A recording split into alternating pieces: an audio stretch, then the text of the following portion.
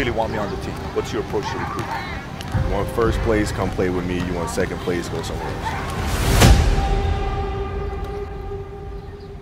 Like, I would watch Magic play. I'd watch Michael play. And I would see them do these unbelievable things, and I'd say, you know, can I get to that level? I don't know, but let's find out.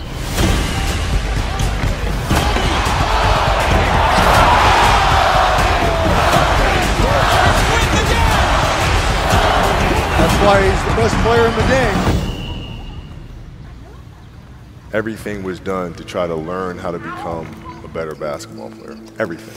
Everything. And so when you have that point of view, then literally the world becomes your library to help you to become better at your craft. So because you know what you want, the world's giving you exactly the information, 100% you become better at it. Because you know what you're looking for. So many guys tell stories about your work ethic. Yeah. What was really your work ethic like, and for how long did you stay disciplined? Well, I mean, every day. I mean, since 20 years. It was an everyday process and trying to figure out strengths and weaknesses. For example, jumping ability. Now, my vertical was a 40, it wasn't a 46 or a 45. My hands are big, but they're not massive. Right? So you got to figure out ways to strengthen them so your hands are strong enough to be able to palm a ball and do the things that you need to do. Quickness, I was quick, but not insanely quick. I was fast, but not ridiculously fast. Right? So I had to rely on skill a lot more. I had to rely on angles a lot more. I had to study the game a lot more. And but I enjoyed it though. So like from the time I can remember when I started watching the game, I studied the game, and it just never changed. It's a good separation for me, emotionally, to be able to put myself in a place where at practice or when I'm training or during games, I switch my mind to something else. I switch my mode into something else, right? For me, it's the equivalent of Maximus, Decimus Meridius, and Gladiator picking up the dirt, smelling the dirt. It's go time, right? So that was my mental switch. It was like an actor getting ready for a film. You got to put yourself in that cage. When you're in that cage, you are that character. And then when you leave there, it's something completely different. But when I'm in that cage, bro, don't touch me, don't talk to me. Just leave me alone.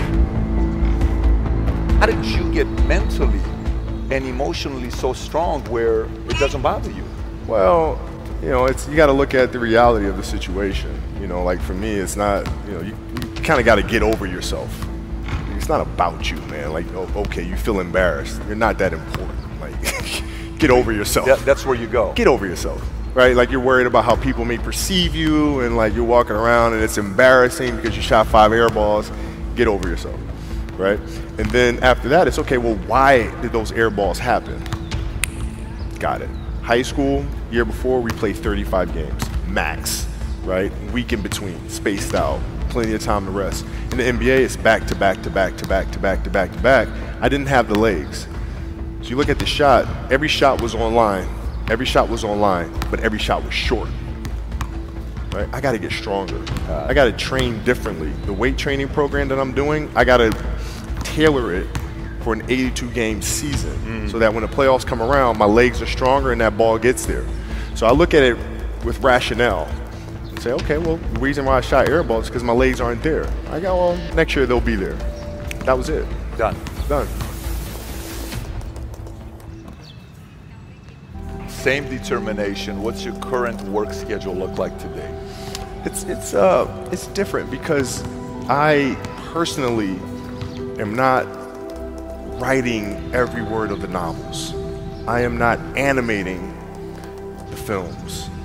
What I have to do now is make sure that the people that we bring in, these obsessives that we bring in, are challenging themselves to do the best job that they think they can do. That's what I'm there for, is for them to constantly look in the mirror and self-assess and challenge themselves. If we have a project and you're saying, okay, I can do that, that's not the project we want. The projects that say, I don't know if I can animate that. I don't know how to write that story. I don't know how to do that. those are the things we want, because through that curiosity, you'll reach a level that you didn't think was possible. And so running the studio, that's what I'm doing.